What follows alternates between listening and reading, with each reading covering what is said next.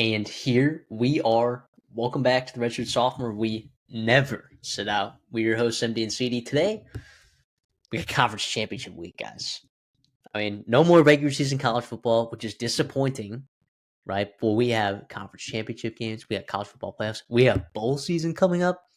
We got a lot of stuff coming up here. So I'm excited. 9 games we're going to be previewing today, and we're also going to be giving you some of our best bets this week.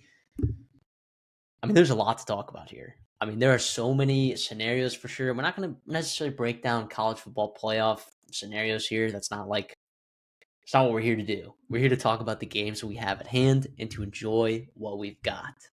CD, some of these matchups at the beginning of the season, I would have been like, no way. No way. No way. Western Michigan here in the Kennesaw State. Like, what? We got some crazy stuff going on today. Yeah, a couple of first-year coaches there with with Kennesaw and UNLV with Dan Mullen, and of course some big staples in the power games. Indiana, OSU. I think it's been a dream season again for Indiana. I think the fact that they've topped what they did last year has been incredibly impressive. Georgia and Alabama both at times this year have. I think there's been a lot of doubters, some loud noise coming from both those fan bases and about those programs and those teams. Here they are again. It's the SEC championship game. No surprise there. BYU, Texas Tech. I think it's taken me, finally to realize that, yes, okay, I think BYU probably is the second best team in the Big 12 and excited to see what they can do in a rematch. We've got a bunch of rematches. Speaking of those, Duke and Virginia, some in the G5, Kennesaw, Jacksonville State, UNLV, Boise. Those guys have played each other. Miami, Western Michigan. So here we are breaking it down. I'm going to miss the regular season. It is the best part of the best sport in the world is the regular season of college football. I will stand by that. But here we are in the postseason. Excited to break these down.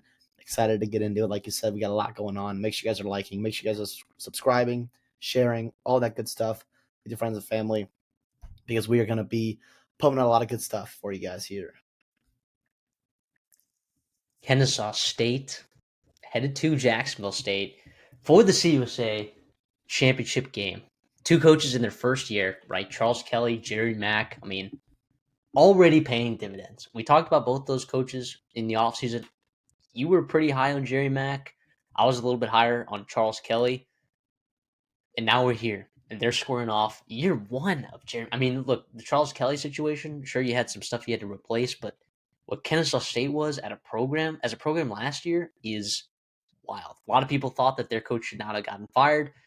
Here we are, Jerry Mack, a year later, playing great football, man. Playing great football. You looked at that week 1 matchup against Wake Forest, where Wake Forest squeaked out a win, and we're like, man, Wake Forest must be bad. And then Wake Forest finishes 8-4 in the ACC with some seriously big wins, screwing up some ACC title hopes for some teams. And Kennesaw State here in the CUSA championship game. Look, Amari Odom is playing good football. Feels like they got the right quarterback in there. Both of these teams coming off of serious thrillers just a week ago. Kennesaw State against Liberty, Jacksonville State against Western Kentucky to clinch their spot in this game. What are we looking at in this spot, CD? The line we're going to be picking at is Kennesaw State minus 2.5, which we'll get to that. Feels crazy that Jacksonville State is a dog in this one. Yeah, just wild. You talked about these coaches here with Kennesaw State. Obviously, athletic director Milton Overton got a lot of slack.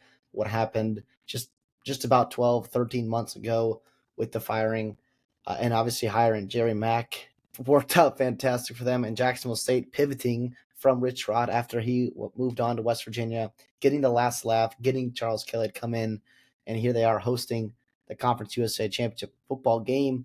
These two teams played each other just a couple weekends ago, right? It was November 15th. Jacksonville State hosted that game and won by 9, 35-26. And Kennesaw State their first conference loss. Of course, Amari Oda, Dexter Williams, both those quarterbacks played a good amount, and they threw a lot of interceptions. They had some fumbles. It was a mess there for Kennesaw State offensively in terms of keeping the ball, on their side. And of course, Caden Creel has just been a revelation here for Jacksonville State. The freshman from Fairhope, him and Cam Cook have been so dynamic. Think it back to the fantastic running games that Jacksonville State has had and became accustomed to with Rich Rod. They have carried that over here in year one of the Charles Kelly era. It's a lot of fun here. I mean, you're talking about Kennesaw State and Jacksonville State both scoring a lot of points offensively, defensively. Definitely some that remains to be desired, but it should make for a fun one here. Yeah, I mean, Caden Creel, Gavin Wimsatt was the guy for first month of the season. You started to see Caden Creel a little bit, and it's not like he's gashing you through the air, and he can. He's quite efficient when he throws the ball, but it really is like you talked about the legs, and then Cam Cook, the TCU kid. I mean, just so dynamic. But if you do want to go back to that Kennesaw State and Jacksonville State game, like you talked about, lots of turnovers and some question marks at the quarterback spot for Kennesaw State. So one may ask, like, hey, say Amari Odom is the guy here in this spot, and they find a way to take care of the football. They're pretty healthy, right? Caleb Offord is back in the lineup, after being hospitalized a couple weeks back. Maybe that played a bit of an impact in their game against Missouri State, which they ended up winning regardless. I mean, this is a solid Kennesaw State team. You got a lot of athletes. Gabriel Benyard was phenomenal in this game a few weeks back. He's a guy, former running back, converted to slot receiver. He's making stuff happen against a secondary that I'm not sure if I particularly trust this Jacksonville State secondary entirely. It's going to be about who can make the plays and when, right? You saw a couple explosive plays in this game a couple weeks back. You've seen explosive plays from both of these teams as a means of scoring points. So who's going to generate those explosive plays and who can hold up in the red zone, right? Turn those touchdowns into field goals where both of these teams have been so dynamic at. Yeah, if you go across the season too, in terms of turnover margin, Kennesaw State is -2. That's 81st in the FBS. Jacksonville State's +9, +9. That is 13th. Good for 13th in all of college football. That's fantastic there. Yeah, I mean, I like Jacksonville State in the spot here at home. You talked about somehow our dogs, and that line crosses 0. I'm not mistaken there. I like Jacksonville State here in the spot. Caden Creel, Cook, all those guys getting around the football. They force a couple turnovers here and there from Kennesaw State, win that battle, play clean football, and get a win here and represent the Conference USA as conference winners for I think the second straight year. Yeah, they won it last year against Western Kentucky and went to, what was that, the Myrtle Beach Bowl or the Cure Bowl The Cure against Bowl. Ohio, and almost won that game in a epic comeback fashion. Came up a little bit short there, but I'm with you. I'm taking Jacksonville State plus 2.5. I get, where you look at these metrics and you're like, whoa, like if, again, like with the turnover margin with Jacksonville State, like if all of a sudden in one particular game, that turnover margin isn't in your favor, yeah, things could go maybe a little bit sideways. I just don't know if I trust Kennesaw State to stop. As bad as Kennesaw State's secondary has been, it's not like their rushing defense has been particularly amazing either. Like, It's and been obviously worse, Jacksonville State's actually. defense, yeah, Jacksonville State's defense has plenty, or Jacksonville State's defense has plenty of flaws as well. But Kennesaw State's defense, like, I don't know. I like what they have in the front seven, like from a pass rushing perspective. They got some dudes up front and some linebackers. I mean, probably 3, maybe 4 guys in that front seven that could potentially get all conference nods at the end of the season. It just hasn't necessarily translated to stopping teams on the ground, which Jacksonville State, I mean, both Caden Creel and Cam Cook had over 100 yards in this game last time. Now, what also helped you was a Gavin Wimsatt 65-yard touchdown, in that game. A little, there's room for Kennesaw State to make up ground in this game against Jacksonville State. I'm just a little bit confused why Jacksonville State at home is a dog. So I'm with you. Jacksonville State plus 2.5 and a win is the pick for me.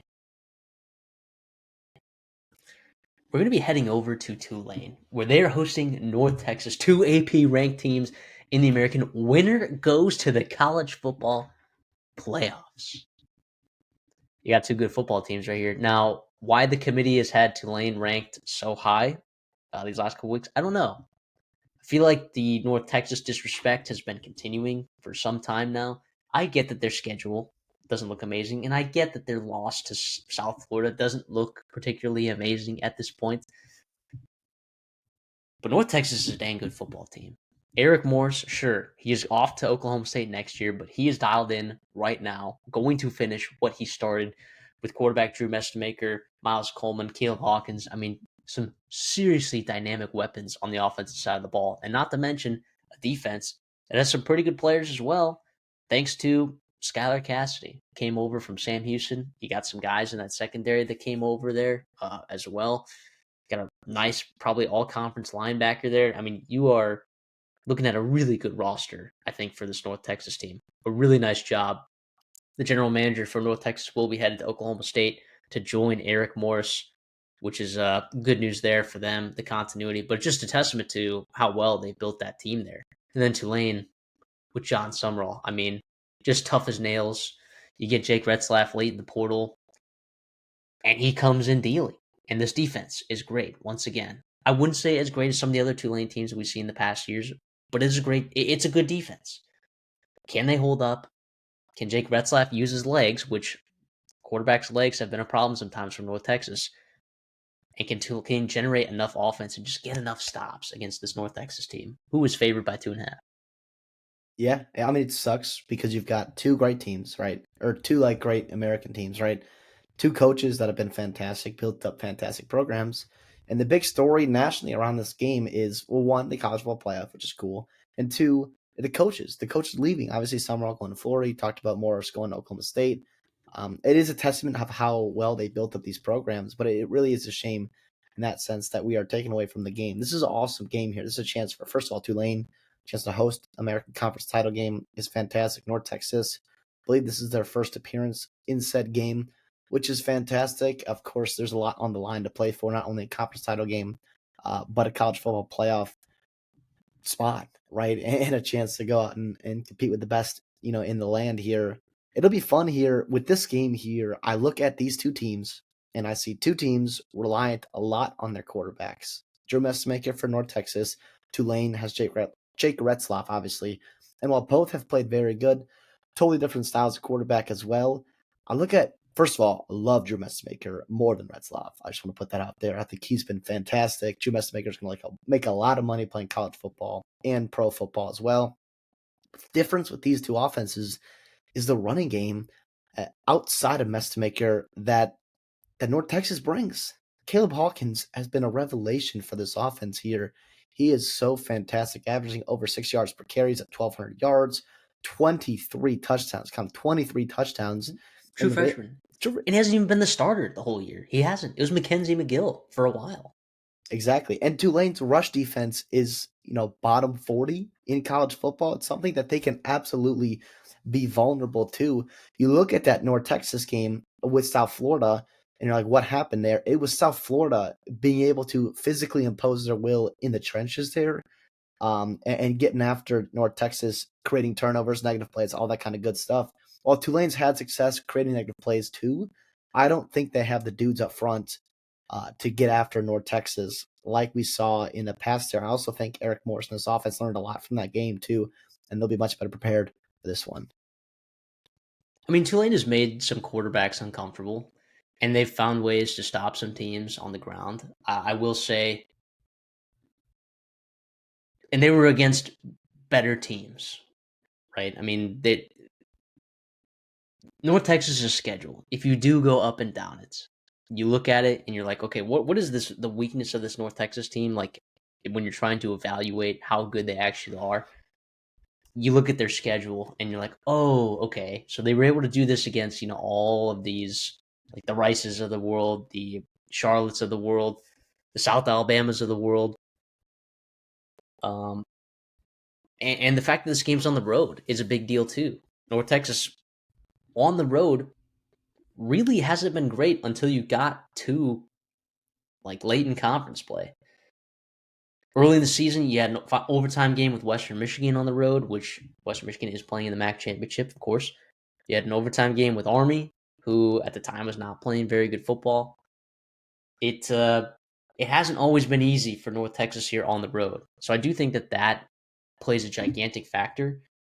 Although you look at Vegas's line here, North Texas favored by 2.5, and it's at Tulane. I think that tells you like how well, even despite North Texas's schedule, like how well they have played relative to their opponents. It's been phenomenal. I mean, they're putting up just 50 burgers left and right on so many different teams. So Vestamaker is able to get it going through the air.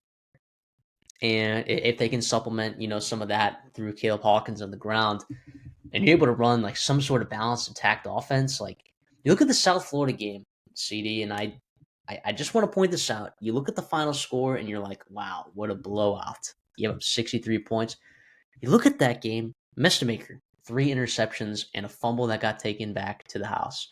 I believe South Florida also ran. It was a fake punt or a trick play or something that's ended up being a touchdown. So, like, I think if those two teams, like, if that game was to be played again, I think you're looking at a completely different game. So I know people want to look at that and take a lot out of it. And people want to take a lot, from the Tulane losses as well. Although Tulane played some pretty darn good football teams this year. The UTSA, which we know what they've been able to do to teams at home, and then Ole Miss, obviously a college football playoff team as well. So I don't want to take away anything. I don't want to take anything away from either team. They both played well against the teams that they had to play. Tulane has a little bit worse of a loss than North Texas, but I just want to point out that these are two really good football teams. And I think we need to take the schedule out of it just a little bit and just use our eyeballs here. And with that, I'm going to be taking North Texas minus 2.5 here in the spot, even on the road, which seems tough because in terms of a coaching matchup, yes, Eric Morris is a phenomenal coach.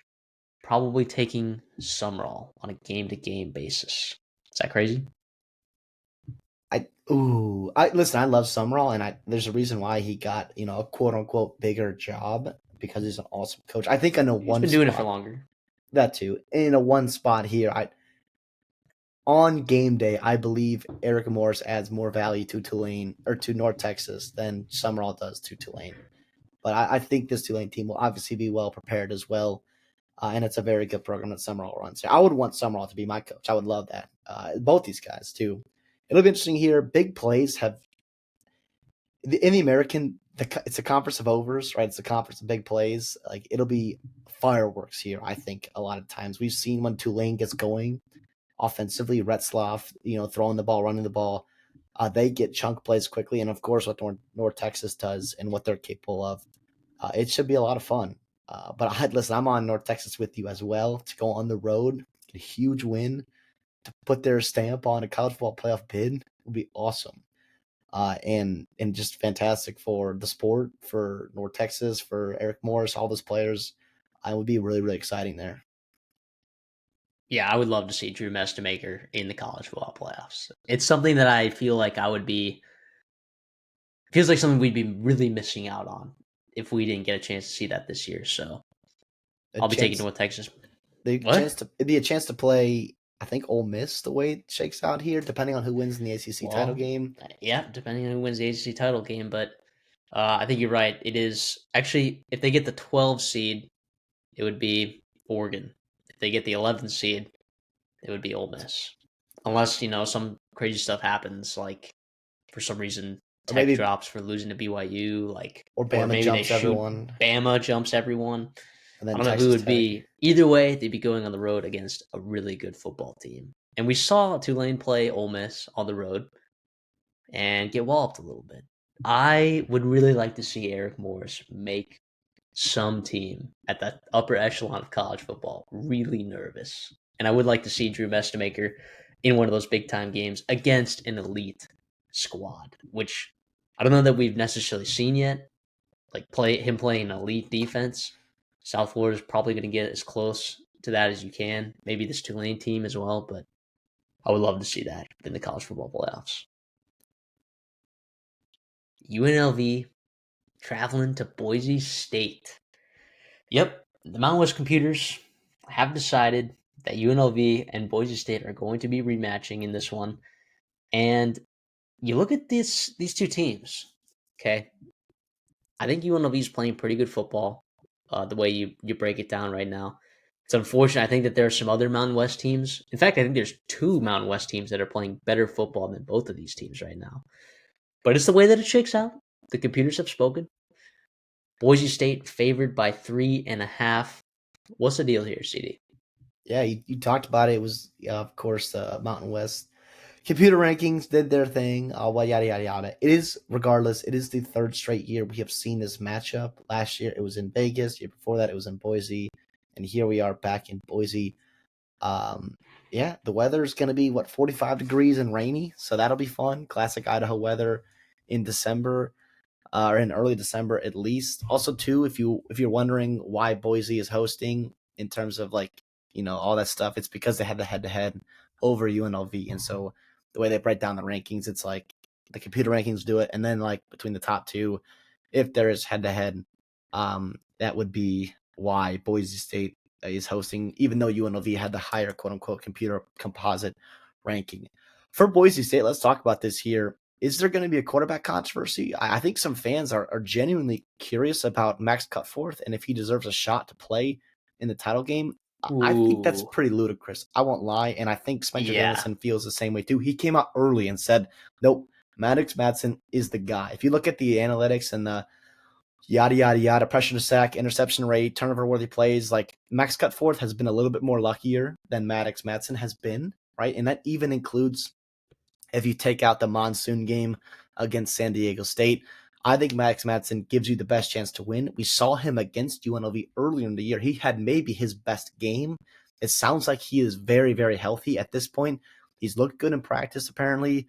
Obviously, no Chris Marshall, no Ben Ford to throw the ball to. You get Latrell Caples, Chase Penry to run the show there, and of course, the staple of running backs they have will be involved. But it will be defensively. It will be their defense that's going to be up to a tall task against some dogs over there with Dan Mullen and UNLV. So I guess the last, what would you call it, month of football. So you look at the first 2 months of football and you look at UNLV's defense and you're like, wow, that defense is absolutely terrible.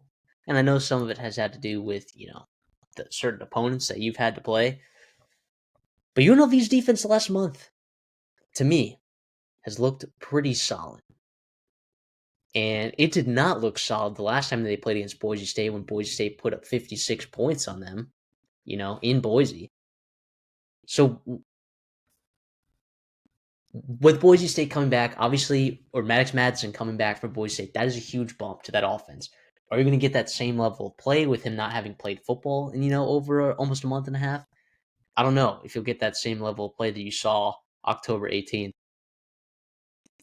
What are the chances right now, CD, that UNLV is just playing really good football right now, and their defense shows up in a way that they didn't show up in October?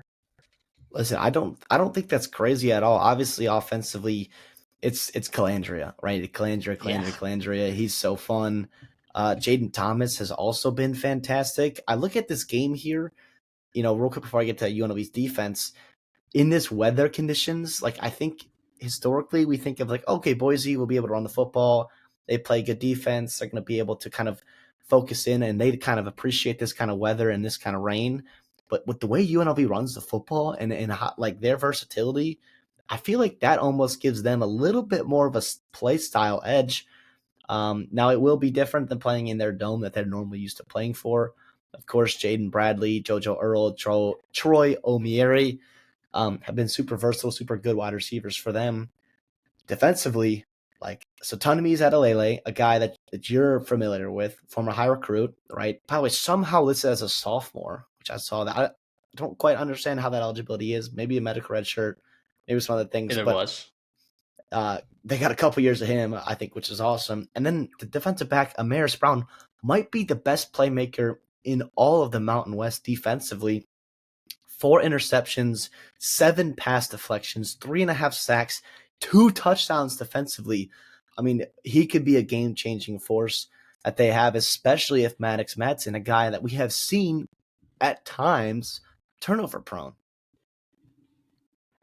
Yeah, and Amaris Brown. You meant like watching that Hawaii game. I thought to myself, I'm like, okay, this is gonna be Jackson Harris's opportunity to like once again dominate. And yeah, obviously early in that game had that long touchdown. I'm like, okay, this is the Jackson Harris game. It ended up not really being that at all. Like they were able to play around that, and part of that was Amaris Brown completely negating Pofele Ashlock from that entire game. Completely. So just that impact alone, and I think like maybe this defensive staff is sort of starting to figure it out. Like, okay, like there are key pieces of the opposition that we need to shut down, and like by just having Amaris Brown on like one particular side of the field in the slot, like you are completely negating one thing, and it just kind of like allows you to narrow in on what you have to stop. In this game, it's obviously going to be trying to get to Maddox Madsen, right? Don't give up the explosive plays that you did last time. Keep the ball in front of you, stop the run. UNLV on offense this last game that they played against them, Jaden Thomas didn't really run the ball particularly well uh, early on. So will Jaden Thomas be able to get going in this one potentially? Believe it or not, I hate taking the road team in spots like this, but I think I'm going to be on UNLV plus 3.5, and I think UNLV actually wins this game. If you were to ask me that 2 weeks ago, would not have said that. Would not have said that. Assuming that Maddox Madsen's playing, would not have said that. But I've just been a little bit more impressed week to week with how this UNLV defense has been playing because they have the talent. They literally have the talent there.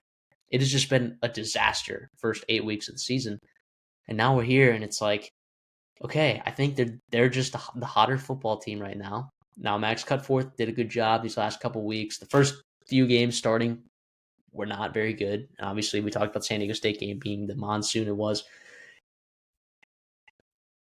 I just think UNLV is playing better football right now. I do. So I'll take UNLV plus 3.5, and I'll also take them to win. Yeah, I'm with that. I'm with you as well. I think this would be an awesome game. I do like UNLV in a close one on the road here. I think a turnover late for Madsen, ends up screwing UNLV. Obviously, I think he's still a good player. I think he's their best chance to win this game. But I think the Rebels get a win here. A little revenge after last year's loss against Boise State here. And Dan Mullen picks up a signature win for his UNLV team. Sun Belt Conference Championship will be hosted by James Madison. They're hosting Troy. I mean, we're here in December, and I just can't believe it. Like, every time I watch Troy, I'm like, okay, this isn't even a worse football team than I thought it was before the game. And we're here, and Troy, I mean, Jared Parker, I mean, like, what a job. I was a little bit more critical of the hire when We it were too. happened. I was too. Hey, you're 8-4. You found a way to go 6-2 in the Sun Belt and win a nasty game on the road against Southern Miss to clinch yourself a spot here for a chance to play James Madison. Now, college football playoff situations get a little bit crazy if JMU wins this and Duke wins, obviously. But what is the chance here, and what is the path for this Troy team led by Goose Crowder, right, in recent weeks? What is the chance that Troy makes this happen as 23.5-point underdogs? You're going to have to overcome a lot. Obviously, that 23.5 tells you what kind of challenge you're going up against on the road. Of course, James Madison deserves to be favored by that much. They are damn good. This is Troy's third appearance in 4 years, so shout out to Troy Trojans. However, those first two we know is John Summerall, right? So Gerald Parker getting it done here in his own way. The path to a Troy victory is this year. Rara Thomas has to take over. You get him the ball any way you can, rushing, receiving, stuff like that. You let him get after it. You have to stop James Madison run, like you have to, with Wayne Knight, Toby Mallory, and put the ball in Alonzo Barnett's hands, who's a very good quarterback who you don't want to be necessarily if you're Troy defensively, but you force him into a couple turnovers. And unfortunately, like I hate to say it, like there is the reality that it could be a distracted staff. Like I trust the professionalism of Bob Chesney. It sounds like he really wants to be there, but the reality is it's been a big week for those players and those coaches, a lot emotionally going on. in terms of everything with USC or UCLA, excuse me, Penn State potentially. Like how locked in is Dean Kennedy, the offense coordinator, with who was of course for JMU, but was with Chesney back at Holy Cross. It'll be interesting here. They're going to have to overcome a lot here. And of course, obviously, for James Madison, this is their first conference championship that they're in, which feels like they've dominated this conference ever since they've walked in the door. But you had, one of the worst rules in college football about not letting them play in 2023 due to ineligibility for moving up from the FCS. And here they are, and they're hosting a big one here with Bob Chesney. Like you said, you have to stop the run. First and foremost, you have to if you're Troy. And then also, like you said, Rod Thomas, right, is going to be a part of it, or at least you'd hope that he'd be a part of it after what you just saw, and like your complete neglect to use him for so far this season has been pretty glaring. You're gonna have to force turnovers, and you're gonna have to not turn the ball over. Washington State killed them.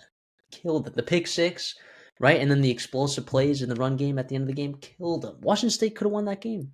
Washington State could have gone in there as double-digit underdogs into James Madison and won if they had taken care of the football and they had not let up explosive plays on the ground, or even through the air for that matter. They had like a 70-yard touchdown through the air. Do not give up explosive plays and do not turn the ball over. And you're going to find that you're going to have a chance in this game.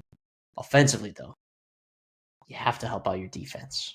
Right? It looked good last week in Southern Miss, but that is a defense that has not looked great the last couple of weeks.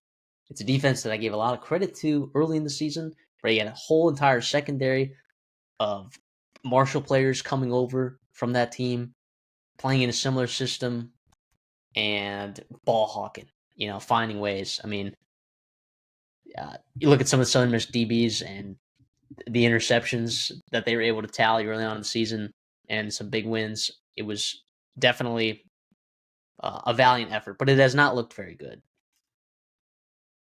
Can Troy control the ball? Can they get first downs? Like, JMU has done a phenomenal job getting off the field as a defense. How can you stay on the field? Run the ball well on first down and find a way, man. Find a way. Like, if they win this football game, it is going to be a Jared Parker master class. Like I said, I will repeat myself. Again, don't let up explosive plays. Don't turn the ball over. Find a way to stop the run. And then Jared Parker just has to make stuff happen on offense. He just has to. There's no other ifs, ands, or buts around it. Like, it would... Not saying it would take a miracle, because we, look at a lot of double-digit underdogs, 20-point underdogs. Like, it happens. But when you are the Troy Trojans, as you've been this year, and you're playing against a team that is going to be coming after your quarterback, and you don't necessarily have the offensive line to deal with the dudes on the other side of the field, it's going to be tough. It's going to be tough. But hey, you want to, help avoid chaos in the college football playoffs, Troy can make that happen. And then a 9-4 Troy team with a win against James Madison, man, that'd be a hell of an impressive season for Jared Parker. Yeah, and they also played two in the out conference. They played Clemson tough. They played Memphis tough. And to pick themselves off the mat after getting blown out by Old Dominion, right? And you just come and out Arkansas here. State. And Arkansas State too, yeah. And you come out here, obviously Georgia State is what it is, but to get a big win, like you talked about, against them, is to put yourself in a spot to play for this title game. It's awesome. I think too, you talked about creativity with Joe Parker, like offensively and defensively, you're going to have to be creative, right? Donnie Smith is going to have to make plays, and whether that's rushing, of course, getting sacks, causing turnovers, causing havoc defensively, maybe catching, first downs on punts, fake punts, whatever it may be. Like, have fun. If you're Troy here, you got nothing to lose here. You have the opportunity to go into James Madison and shock the world and really disrupt a potential, playoff bid. And now, if you're the conference of the Sun Belt, like, you're hoping James Madison wins, and you're hoping to win by 40, and you're hoping that Duke wins as well, so you get a spot in the playoffs there. With that all being said, I'm going to take James Madison. I like I think this is a really good football team. I have a hard time seeing Troy keeping it close. And with that happening, I do worry about the backdoor cover, but I also think James Madison will be looking for some style points. And I think that might matter if the game is in the 20s in terms of the spread. Yeah, I'm with you as well. I think they understand there's a little bit more on the line here. You talked about, Troy, oh, you have nothing to lose. I mean, you can flip that around too and say, yeah, James Madison has everything to lose right now. Yep. And I get that Bob Chesley's got a foot out the door right now, but he has an agent. He's been very transparent. One, to his players, to the media there. Like, he's been very transparent. It's like, yeah, there are sometimes life-changing opportunities. And that's why I have an agent, right? He's talking stuff through with me, but I'm not going to be signing anything until after this game, right? Which is very important, to those players, to that coaching staff. You did mention potential distractions. I don't think that that will be necessarily the case. I'm with you. I'll take James Madison, the minus 23.5, right, for those style points.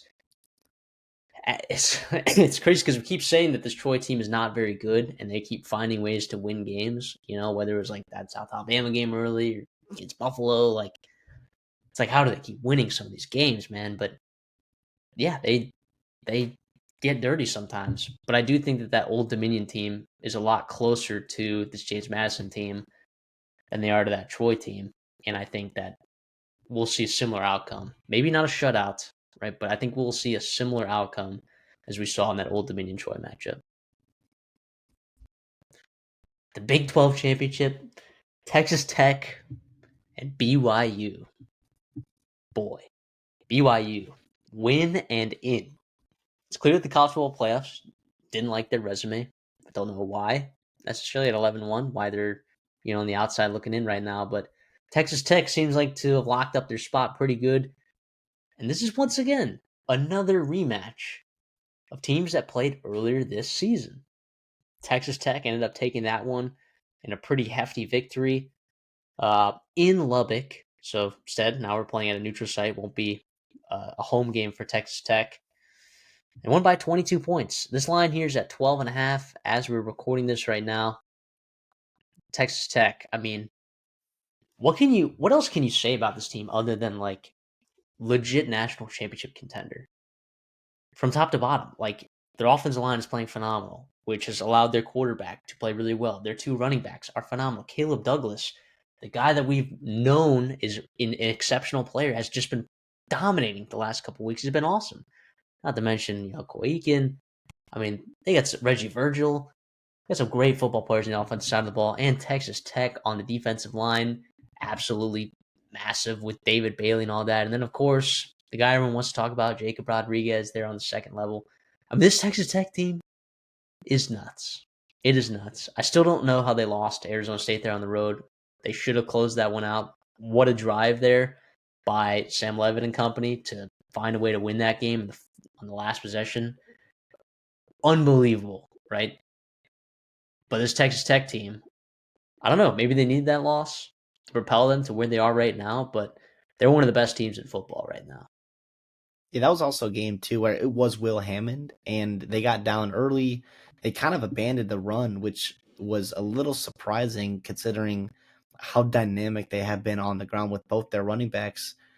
Has Texas Tech been? And we've also said this too. We love Will Hammond. We think he's a very good football player. At least in my opinion, this team's chance of winning a national title is greatest when Baron Morton is healthy and when Baron Morton is playing well. And he has been so far this year when he has been healthy. Now, in that BYU game, he took a lot of sacks. He really did. They got after him, Jack Kelly and the company. They really put a nose on him, in the first half especially. And then things kind of started to pull away. Texas Tech started flexing their muscles. They ran the ball well, and they slowly just kind of suffocated BYU, especially defensively, with Bear Bachmeyer, on the road in a massive environment for him. They shut down L.J. Martin, and I expect Texas Tech to try to do similar things. Of course, easier said than done. We talk about rematches, how hard it is to beat a good team twice, and I do think BYU is that. I do think they are a good team. This would be a big-time win for Texas Tech. Man, it's a big line, though, man. It's a huge line. Is it 13.5 we're picking it at? We're picking at 12 and a half. 12 and a half still, my goodness, is that big? I think Texas Tech still, they also get a win here. And unfortunately for BYU, it potentially knocks them out of the playoffs with everything that has to happen behind them with some teams and conference championship winners looking to secure a spot. So I like the Red Raiders here. I think on all phases of the game, they win here, passing, defense, running the football, getting sacks, turnovers, special teams. It's a damn good team, man. And I think they're just getting started, and they're going to have a long and fruitful season, I think, here in December and January. The interesting part, though, about BYU is like you look at their team and you're like, okay, what are their limitations? Early on in the season, you would have said, like, oh, like this Bear Bachmeyer kid's like pretty good, but maybe he might not be good enough to like elevate this team. Well, he's had an entire freshman season, Yeah. right? He's no longer a freshman anymore. And in fact, you look at these last couple weeks that he's played, he's been playing damn good football. Damn good football. If he comes into this game and he's able to take care of the football, I think the biggest thing for BYU is like, can they run the ball with LJ Martin? Like, can they do it, man? Because they were able to, I mean, they have been able to do it just about every other game this entire season. Just this Texas Tech rush defense is just so dominant, and like their front seven is just so good right now. It is tough, but if you are able to find any sort of success there, I think that Bear Bachmeyer is good enough to win a game for you. I really do, which is crazy to say. I really do think that he's good enough to win a game. However, like you said, all phases of the game, I think the quarterback advantage, the running back advantage, the receiver advantage, the offensive line advantage, the defensive line advantage, I think it all goes to Texas Tech. Like, top to bottom, it is just a significantly better roster. I do think that emotionally, this team, seeing Kalani Sitake give the double bird to Penn State and BYU donors coming in big time, I think that emotionally, I think that could elevate your team and tie something together. And it's like, wait, actually, we do have something special here. We do have something really, really special here. So, against my better judgment, I'll take Texas Tech to win, but I'll take BYU to cover this 12 and a half. Against my better judgment, against my eyeballs, I just have a feeling that this team is going to rally together behind a quarterback that's no longer a freshman, an offensive line that I think is pretty solid, and a defense with a defensive coordinator that is one of the better ones in college football that no one talks about. Jay Hill, man, absolutely phenomenal defensive coordinator. The job that he has done there the last 2 years. By the way, we want to talk about Kalani Sitake getting hired away to Penn State. How about Jay Hill coming in? That hire alone, Kalani Sitake. I've said it before on the show. Like, Kalani Sitake legitimately said, like, in so many interviews, like when he hired Jay Hill, he's like, "I got my guy." Like, I got my like. People were confused why there wasn't a bigger name that he hired as a defense coordinator. It's like, oh my gosh, your job is on the line, and you're gonna hire this guy from where was he from? Weber State or Portland State or wherever he was from. You're gonna hire this guy. Jay Hill has been unbelievable. He's been unbelievable. So, of course, the Texas Tech defensive coordinator hires also elevated their play so far this season. But against my eyeballs, I'm gonna take Tech to win, but BYU to cover. It's not crazy. I mean, if you look at that game back in Lubbock, now, first of all, Texas Tech did leave some meat on the bone, especially in that first half. Make no mistake about that for sure. They were only up 13-0, and BYU was pretty fortunate to still be in that football game. But you had a crazy environment, right? You had BYU playing probably their worst game of the year, no doubt. Turnovers, muff punts, missed field goals, interceptions from Bachmeyer. I do expect them to be more prepared and play in this football game. I have a hard time getting behind them to overcome the talent issue and the talent gap, and even a damn good coaching staff on Texas Tech side as well. A team that's on a mission as well. I love how you brought up the fact that Sitake is staying. First of all, I think that's fantastic for BYU, fantastic for college football. A lot of good things in that. Exciting to see there. Also, too, in that first matchup, LJ Martin and Jack Kelly were both coming off of injuries. Now, it didn't seem to affect Jack Kelly, but it was, maybe that did play a part, in LJ Martin, and maybe they get him going a little bit more last time. With that all being said, I'm still on the Raiders, or the Red Raiders, to get it done, to win and to cover. at 12.5. See, like 12 and a half is a lot of points. I know BYU's offense didn't put the ball, in the end zone until that fourth quarter. But what happens if Texas Tech, like we've seen all season with Tech, you get into the red zone and you Yeah. stall out a little bit and you settle for field goals, right? So does that 12 and a half become a lot more difficult to cover when you're settling for field goals and you're not scoring touchdowns? Like we've seen this all year. If there was something that was going to hold back this Tech team, it would be probably that red zone offense. Wouldn't you agree? Yeah, and that's definitely something that they're going to have to work on if they want to go far into playoffs, because you can't be settling for three against damn good teams from here on out. We got MAC football at Ford Field in Detroit, Michigan. Miami, Ohio, playing against Western Michigan, a rematch game from before where it was in Miami. Miami won that ball game, I believe 9 points, 26-17. But Western Michigan was up late in that game. If you remember how that one went, great ball game. I imagine just as great of a ball game is going to be played here at a neutral site. Western Michigan favored by 2.5 at most places. So that's what we'll pick them at here in this one.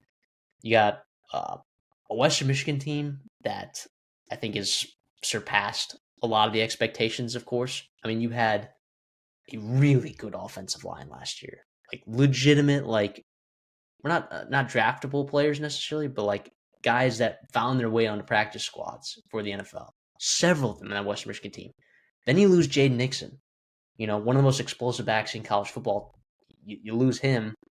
Uh, he goes over to the Big 12 to UCF, and you're left. Jalen Buckley, obviously, you knew was a good player here, but you had questions at quarterback.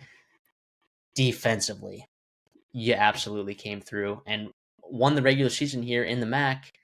And by the way, I don't think that they're necessarily finished. I think that loss, that one conference loss to Miami, Ohio, stung a little bit. Now they got a chance at redemption against the Miami, Ohio team that's been in the last two. This will be their third straight conference championship appearance. And Miami, Ohio, I mean, after that Western Michigan game, they slipped up a couple times. Once to Ohio on the road, Toledo, I mean, just absolutely shut them down. It's an interesting look here for this Miami football team in December. What are you thinking about in this game? Yeah, really, really exciting. Obviously, you talked about them playing each other back in October. Miami had a 17-point fourth quarter to erase an 8-point deficit there and change the outcome of that game. It's a much different roster, I think, on both sides here in terms of not only who is playing but how they're playing. That was Western Michigan's only MAC loss of the year. You talked about that. But that was Daquan Finn, right? And now he hasn't been perfect all year, but that was probably his best game of the year. And then he had some stinkers. You talked about Ohio, and Toledo, of course. And then he ended up doing his thing and preparing for the NFL draft and the next level. Tommy Katowski, a guy that is now the starting quarterback, replaced, I think Henry Hessen was his name. He was really, really good in his first start against Ball State. But this is a different beast, right? That game was at home. This will be neutral site, of course, in Detroit at Ford Field. Chuck Martin and Lance Taylor. But even Western Michigan, I think they've been playing better football down the stretch. You talked about them maybe stunning them and what they're doing running the football with those stable backs, with of course Buckley, Williams, Lowry, all those guys there getting after it. I think they got a real chance to flex their muscles. You talked about revenge here. Same thing happened with Miami last year against OU and Ohio. They beat Ohio, in the regular season, only for Ohio to turn around and kick the crap out of them in Detroit. Maybe a potential similar thing here happens with the Broncos in Western Michigan. Yeah, I'm not going to think too hard about it. I'm on Western Michigan. I'm on them to win. I'm on them to cover this one. I mean, I believe I was on the same thing when we previewed this game, a while back. Uh, just like I think this defense is better than this Miami Ohio defense, even though it's a really solid defense. And I just think like Brock Lowry, like down the stretch, like what he does with his legs, extending plays, on the ground game, taking care of the football. he's just able to do that. And I can only imagine this defensive staff here for Western Michigan too, seeing Katkowski. You have to look. I know he played good football against Ball State, but some of that was explosive plays. It wasn't exactly the most efficient, you know, uh, brand of quarterbacking we've seen out there. The way I kind of picture this is if Western Michigan is able to stop the run, I don't know that Katkowski's getting you over the hump, right? I think that Brock Lowry, if the run game, at least if Jalen Buckley is stunted, I think that there are other aspects of that Western Michigan offense, including Brock Lowry, just making it happen, uh, that can get you there. So I think the winner of this game could score 20 points, right? The race to 17 points, I think, might be enough to win you this football game. It wasn't last time you played against these guys, but like you said, Daquan Finn played one of his better games. It was in Miami. It took to the fourth quarter, right, for Miami to Ohio to really get going in that one. I don't know that Western Michigan, if they get to that spot again, I don't know that they will let that happen and let Miami Ohio come back in this one. I'm all over Western Michigan in this one. You get two of the better defenders in all of the MAC, and maybe two of the better defenders in the country. Of course, Nadame Tucker for Western Michigan, 12 sacks, 18 and a half tackles for loss on the year, has been fantastic. Adam Trick as well defensively for Miami, leading a defense that is third in the nation with 38 sacks. They've been really, really impressive. And of course, the emergence of Cole Weaver, it cannot be understated at the wide receiver position for Miami, pairing with Cam Perry and his explosive plays. Yeah, man. I'm with you, though. With all that being said, I like Western Michigan for the same things you said, too. I think the ability to win in different ways, because we know the MAC, and often it's a really interesting conference because you have a lot of changes that happen from November with going into tough weather, right? Night games, Tuesday nights, a lot of weird stuff happens. And then you come back indoors to a dome on a Saturday, and maybe you're playing a little bit faster. And I think that benefits Western Michigan and what they can do offensively with Lowry and Buckley. So yeah, I'll take the Broncos here to cover and, of course, to win. Ohio State, Indiana, 1 versus 2 in the Big Ten championship game. Two Heisman Trophy contenders here in Julian Sayin, Fernando Mendoza. Some unbelievable wide receiver core, some defenses that are playing out of their mind. Indiana catching 4.5 points here.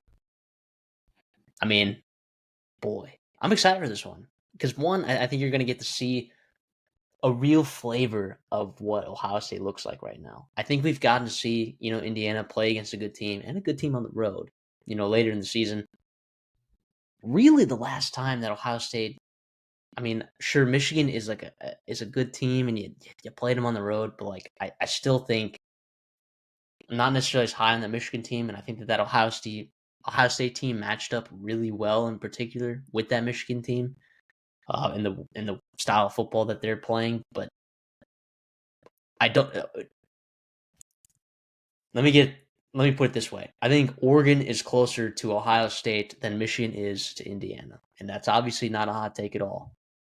So I'm very interested to see the flavors that we get to see here. How good does Mendoza play against an elite defense? We saw him play against a really talented Penn State defense, and it wasn't until the fourth quarter that he turned it up when he had to. And on the Ohio State time, right? Julian's saying like Ohio State has made it really easy for him. Like really easy. I mean, he's obviously going through his progressions really well for a freshman, but they made it really easy for him. What happens when a team makes it really difficult for him? What if they get pressure on him? What if, these DBs show up? And not necessarily that they can cover Carnell Tate or Jeremiah Smith as well as, they would be able to cover other wide receivers in the country. Just like, what if Indiana makes it difficult for him, Yeah, I mean, they, to their credit, are the only ones that have really made it hard on Oregon defensively or off for Oregon offensively as Indiana's defense did.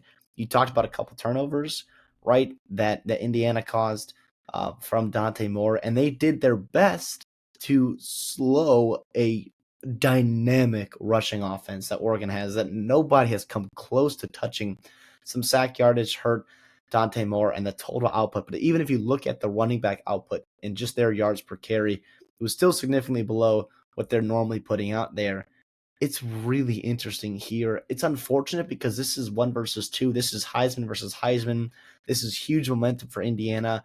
This is a chance to win the first Big Ten title for Ohio State in 5 years, and God knows how long for Indiana, right? So this game is awesome. It's so exciting, and yet it just feels so diminished because the reality is it doesn't really change too much in terms of the playoff picture and the playoff outlook. We're still really excited about this game. We still love and we respect conference title games. It is a little bit disappointing in that faction there. Just some of the overall urgency potentially on this game and the impact that it does have moving forward. But it's still massive here. You talk about a little bit who's more desperate. I'm thinking it's probably Indiana, but I also think, and for whatever reason, Ohio State has played like a team desperate all year long, man. And maybe it's because it's all these guys that didn't get a chance to play for a couple years under really talented roster they had these past couple seasons, and they get their chance to play, and they're playing really good, really high level. They don't want to let go because they know the talent that's behind them, and at any point can come into Columbus there. Boy, oh boy, I'm really excited to see this. I want to see both these teams running the football, and I want to see them tested against a damn good front seven. I think each of these rosters have. Mendoza gets a look at an unbelievable defensive coordinator, and we could put some. And you can see NFL draft scouts just start, googly eyes just on at a chance to see this kind of film here from both quarterbacks. Honestly, at the end of the day, I like Ohio State in this game. I just think the talent level is a little bit more than I think this line is telling me at 4.5 here, and I think that's just a lot of respect to the coaching staff and the play that Indiana has had. I still like Ohio State in this game here. I think they flex their muscles, but boy oh boy, is it going to be exciting to see. Is there a position group besides quarterback that you feel like Indiana has a genuine advantage in? My first instinct tells me at cornerback as well. I think Pons is the best cornerback in this game. I don't think linebacker because I love the linebacking core at Ohio State, although I love the linebacking core at Indiana as well. Some really good football players at that level. That would be one that would be interesting with Hardy and Fisher. But like in general, you have to make an argument for them, right? Like you have to make the argument Yes. for some of those Indiana position groups. Whereas like Ohio State, like there are some position groups where you're like, oh yeah, like Ohio State's just better. Like they're better at wide receiver. I guess like running back is an interesting one. Ooh. It would be interesting if you asked if you're like, hey, Cignetti, and now Cignetti's ride or die with his boys. We know that. But if you ask Indiana fans, Yeah. like, who would you rather have, your running back room or their running back room? I mean, Hemby's been really good. Black has been really good. They fit that offense so well. But Bo Jackson has provided a different dimension to this team, in the last 2 months that he's really taken over that I think would be hard to turn down. And plus, you get the versatility with Peoples and Donaldson.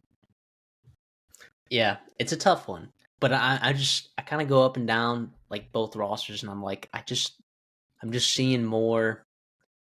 I'm just seeing more talent, like you. I'm seeing more talent on this Ohio State team. You can't keep Indiana out of it though, man. Like, because that's the thing. Like, how many times, in the last 2 seasons have we seen like this Indiana team where you just like look across on the other sideline and you're like, okay, like that team is probably more talented than Indiana, and then just like they prove you wrong week in and week out. And it isn't until the college football playoffs where you realize, oh wait, this team had like a lot of NFL talent. It literally just had to be unlocked by Kurt Cignetti and the staff here. Uh, I think that people are more aware, obviously, of this Indiana football team and how good they are based on like how they're power rated, based on like how NFL draft, junkies are looking at some of these guys, and the respect I think that this team has garnered has kind of carried over from last season. But I still think that this Ohio State team's a little bit more talented. I'll lay the 4.5. I don't feel really good about it at all. There's a scenario, right, where this Indiana team, like the defensive line, just finds a way to put pressure on Julian Sand. Those corners. Like, what if D'Angelo Pons just has Jeremiah Smith in an absolute blender? Like, what happens there? Like if Julian Sand isn't able to go to his guys consistently to win one-on-one balls, which by the way, in the Texas game, what did you have to do to win that game? You had to chuck up a ball, right, to your receiver and let him win it. It's right? Tate. And it happened. Yeah, it's Carnell Tate. That's what it took to win that football game. Granted, it was Julian Sand's first start, and he's obviously played a lot better football since then. But if those are the margins, right? But you are playing against an Indiana team where like they have guys in that cornerback room that can win those balls. Yeah. I mean, it gets sticky here, man. It gets sticky. I'll take Ohio State and lay the 4.5, but I don't feel very good about it at all. Yeah, I do want to ask you this here. So kind of contrary to that point there, what happens if Ohio State just kind of handles them, like they've done to everybody since that Michigan game just a year ago?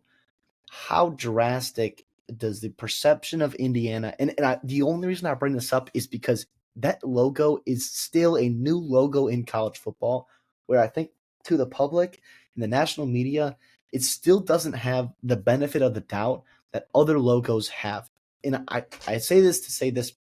I go back to that Texas game, and I don't think we remember exactly how much Ohio State physically manhandled them for four True. quarters. The show did not score it. Excuse me, the score did not show it. Wow. But that's what we saw. That's what all of our eyes told us after week one. And it seems like we kind of forgot that as the weeks went on. Like, this is a really, really good roster for Ohio State that they put together. Like, I worry that Indiana loses here and potentially loses by double digits. Does everyone just be like, well, Cignetti's overrated? Well, they should have done this, and Indiana's a fraud, and blah, blah, blah. And listen, I hope so, because I can get them at a discount in the college football playoffs, because I think they are really good. I can't wait for that. I just think this Ohio State team, as we sit right now, it's just Ohio State until it's not. And they've earned that justification, I think, all year long. The SEC Championship is going to feature two familiar teams, Georgia and Alabama. Georgia favored by 2.5 points. Both teams coming off some pretty scary games last week. Georgia against Georgia Tech. Sure, they won by double digits. Didn't look easy on offense, especially against Georgia Tech defense that's not good. It was one possession game. Remember, King had a chance at a Hail Mary at the end of the game. Oh, yeah, you're right. It was 8-point game. What was it, 8-point game? 16-9. Fun little rivalry weekend score. I mean, that Hail Mary was almost crazy. But and by the way, Haynes, I don't know what happened. There was like a possession in there where Haynes King, they solely ran the ball with Haynes King. And what happened? They just went away from that. So interesting game there. And then obviously the Iron Bowl was another Iron Bowl classic. Kalen DeBoer just laying his literal balls on the table, going for it on 4th and 2. I mean, that was the conversations that would be had amongst Bama fans. Like, and we know them. We know those Bama fans. The conversations that would be had amongst them if they did not get that and Auburn went down to win, it would be diabolical, the things that they would be saying. It would be absolutely heinous, the things they'd be saying about Kalen DeBoer. But here we are. They'd be saying about once the new Penn State head coach. Yeah, exactly. So here we are once again, Bama, who by the way played Georgia early in the year. Another rematch of the game. Yep. And the Alabama secondary shut down Gunnar Stockton, who's been playing good football, obviously, except last week wasn't his best game. And, Ty Simpson did enough. Now, when you're as one-dimensional as Alabama is on the offensive side of the football, that makes it a little bit more difficult. But what if this defense shows up again? Right? And it's been in certain spots that teams have been able to get Georgia and put them in bad positions. But it seems like Bama, the last 2 seasons, right? Kane Womack has done enough. It's particularly in the first half of those ball games. Like, it won't be until like the second half that I'm speaking more to the 2024 game that Kane Womack just kind of has Georgia's number right now. So, how are you feeling about this one, and what direction are you going? Yeah, I mean, off the rip, I'm going to be taking Georgia here. I think they've been playing better football than you could argue just about anybody in the country in this last month or so. I'm not going to buy too much into what happened rivalry weekend with either of these two teams. The one thing I will use is the confirmation that I still worry about this Alabama team and their consistency. A lot has been made with their ability to run the football, and that's something that they actually did a fine job against Auburn when they committed to it. Jay Miller got his going before he got hurt. Daniel Hill, I thought, was running the ball hard down the hill, or excuse me, downhill. But it was just inconsistencies with some penalties, with some other things, drop balls. Obviously, the ghost of Ryan Williams, who has been a pretty successful against Georgia in his past. Is he going to be a factor in this spot here? Isaiah Horton, a guy that was emerging for you, which is fantastic. But is the consistency going to be there from down to down? Alabama offensively and defensively, for that matter, a little bit more concerned about the offense to overcome a Georgia team that's surging, that in all phases of the game is playing really, really good. They have found a running game with Bowens and Frazier and whoever else, but Correa ran the ball really hard against Georgia Tech. Stockton, of course, we know what he can do with his legs, but also with the weapons they have, the emergence of Noah Thomas in the red zone. Of course, you've got Branch, Humphreys, some other playmakers out wide, and the tight ends, who, by the way, the tight ends had zero catches in that first game. Hats off to Kane Womack and everyone else, defensive backs, linebackers for Alabama. It'll be fun here. A play I was thinking and really considering was the under, and I just worry because of the athletes and because of the history I get with these two coaches against each other, what has happened and the fireworks we've seen, explosive plays, especially in certain halves that have potentially led to, that would just concern me and push me away from that under. But I do think that could be the kind of style of football game we are heading to. And to me, that favors Georgia there with their physicality. Are you worried at all about this Alabama offensive line? Or, I guess, there's some instances, and maybe I'm wrong about this, where I feel like they put Ty Simpson in positions where routes haven't developed yet, or you leave certain guys, on an island, guys that we thought were going to be better than they are at football on that offensive line. Like Auburn, you gave up 3 sacks. Oklahoma, you gave up 4 sacks. Missouri, you gave up 4 sacks. Vanderbilt, you gave up 4 sacks. Like these sacks, like the negative plays, that combined with the penalties and the drops that you alluded to. I mean, Lonnie Brooks. I mean, like some serious issues, like with some of the stuff right there. Like if that doesn't get cleaned up against a team like Georgia, like, you're not going to win that football game. However, I'm going to play a little bit devil's advocate here. In fact, I'm actually going to be taking Alabama to win this one and covering this one. This Georgia defense, all right. How good do you feel about it? Like this front seven, we know had some injuries. We know CJ Allen will be playing, but it's not necessarily as dominant as we've seen, in the past. These Georgia front sevens, like I think like I think Ty Simpson's going to be able to do enough in this one. I just still don't know. Like, I know I've watched the last month of football, and the last month of football, if you watched it for Georgia, tells you that Gunnar Stockton is a dang good quarterback, and this offense is pretty scary. And then when Georgia commits to running the football, that they're pretty scary. I'm just still a believer in this Alabama defense. I'm still a believer in this secondary being really damn good, even with Noah Thomas sort of emerging as like a red zone threat here for Georgia. Zach Branch being a guy, obviously. Those tight ends you talked about getting shut down in the first game are still really good guys that you got to be careful about. I just trust this Alabama defense for some reason, and we've seen them kind of get out physical occasionally. So if they don't come ready to go in this one, and Georgia decides to commit to running the football, which they very much could, Alabama could be in a bit of a problem. But I think offensively, Ty Simpson will do enough, and I'm just not sure that Georgia's offense, from what we've seen with Kane Womack against this Georgia team, like having their number, I don't know if we're going to see enough from Georgia offensively to see them win this football game. So I'll take the points with Bama in the SEC championship. Now, we've obviously seen years where Alabama wins in the regular season, Georgia will win the SEC championship, or vice versa, or Alabama will win the SEC championship, Georgia wins the national championship. Like, the result of one game does not dictate the outcome of the next. But after watching this, it feels like Alabama's got a pretty good handle on this Georgia team, and they're not threatened by this Georgia team. They're the one team in college football.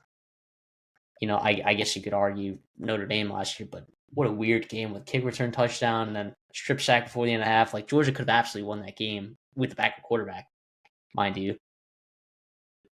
This Alabama football team consistently is dialed up to play Georgia, and they'll match their physicality and their speed and their talent.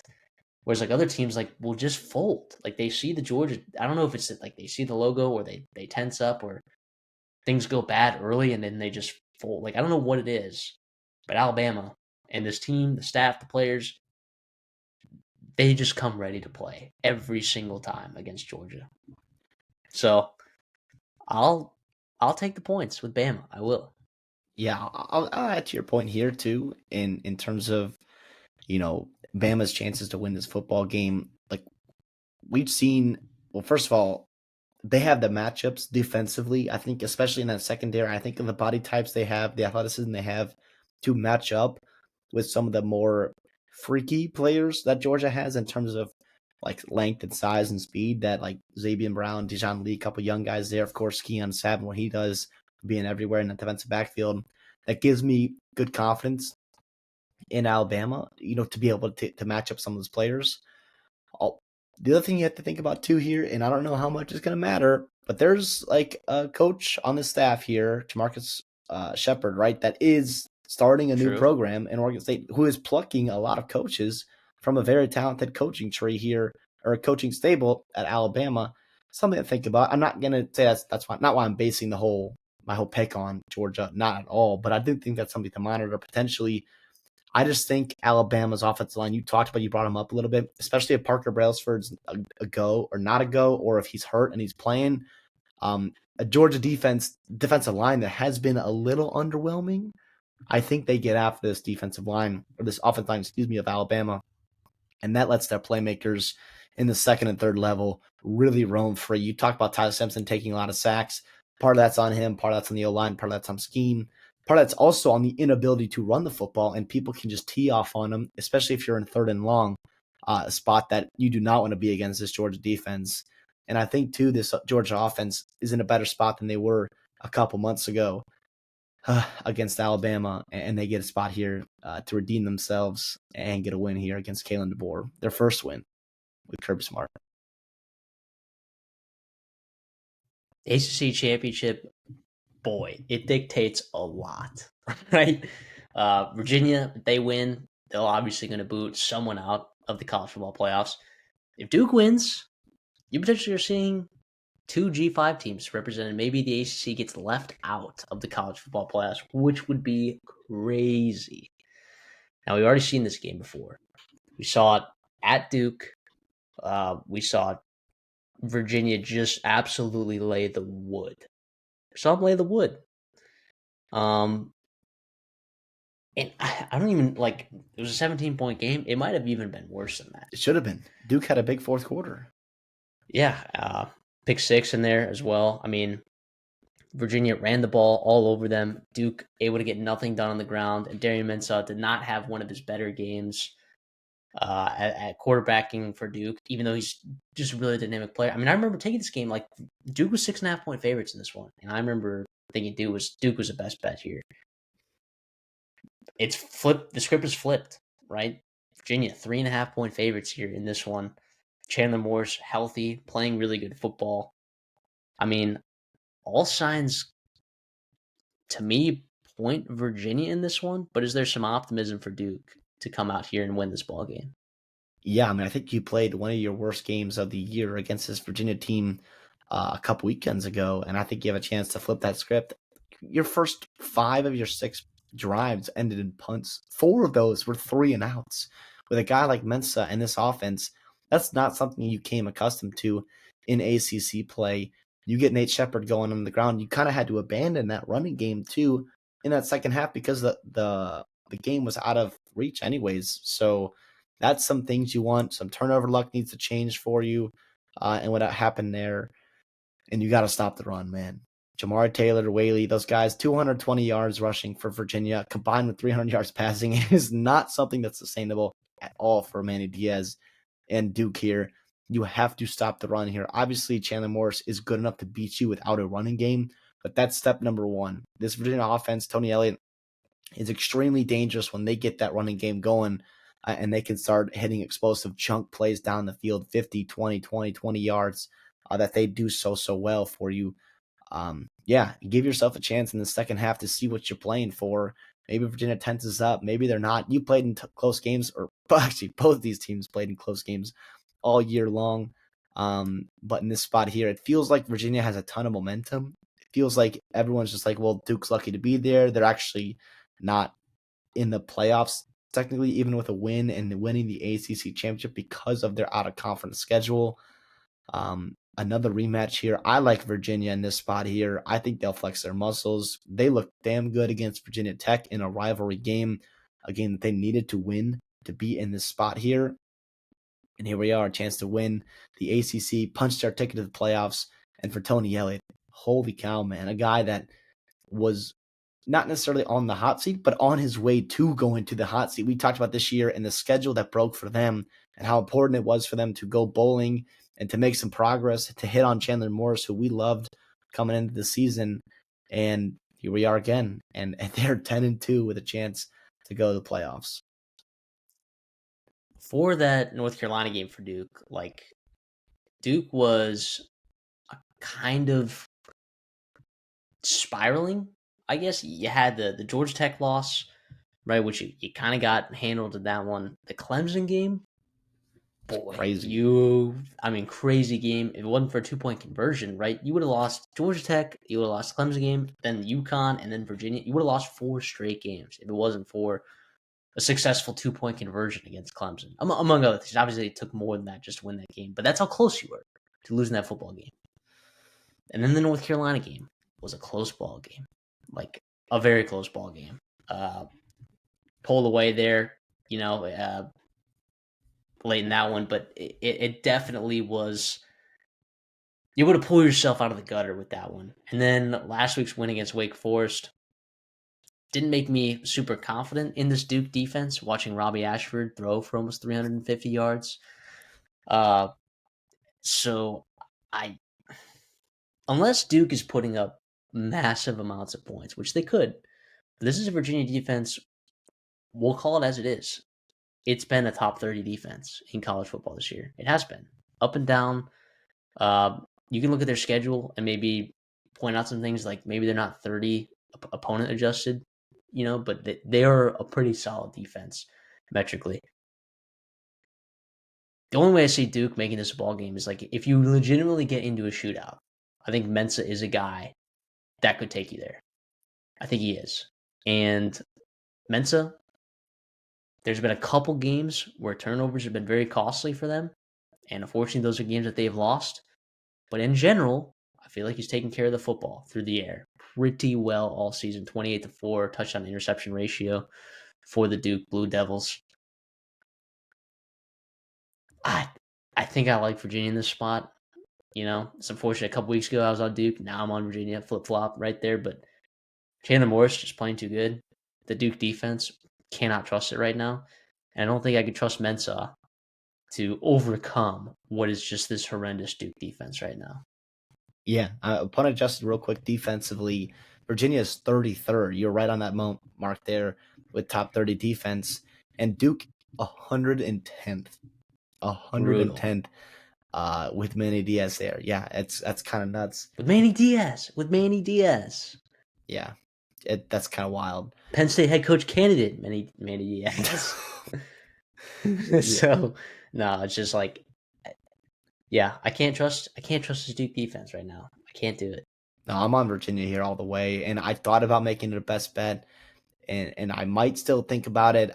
The ACC has been too weird, and this season has been too weird as it is, that it would only be justifying for some chaos to happen there with Duke winning and to just put it in the committee's hands and see what they do. But I like Virginia in this spot here. capping off a historic season. Remember, this was a team that was in the title game 5 years ago with Bronco Mendenhall, 6 years ago. I'm trying to do my Was the math COVID right. year? Was it the COVID year or was it the I'm year trying before to that? But remember. yeah, either way, I mean, it has been a while, and that was the first time that they were in the ACC championship, Yeah, and 2019. yeah, so 6 years ago, nuts. That's crazy, man. This is not. This is a new look ACC right now. When Clemson's not using the portal, and Miami has Mario Cristobal as their head coach, like Oh my god. the ACC, the ACC is wide open. The ACC is wide open. That's gonna be it for our previewing of games. But we got a couple best bets here for you. Yeah, we got fewer games, but honestly, whether good or bad, normally in like a giant slate of college football, I'm able to find like 4 or 5. I was still able to find 4 bets that I liked, even with only 4 games to look at. So I don't know if that's just me getting hungry, maybe getting a little greedy, maybe a little bit. But I know that you've got 3 bets for us, maybe 4. We'll see how you're feeling here in a couple minutes. But with that, I'll get us going. I got a little 2-for-1 special for you right here. In the MAC championship game, I'm going under 43.5. And I'm also going Western Michigan -1.5. Talked about it earlier. I like Western Michigan in that one. I also like it in a low scoring ball game with a quarterback that I'm not too familiar with for Miami, Ohio, right there. And I think Western Michigan's going to try to run the football extensively. I don't think that this thing gets to 44. Yeah, I don't hate that at all. Like I said, I'm on Western Michigan as well.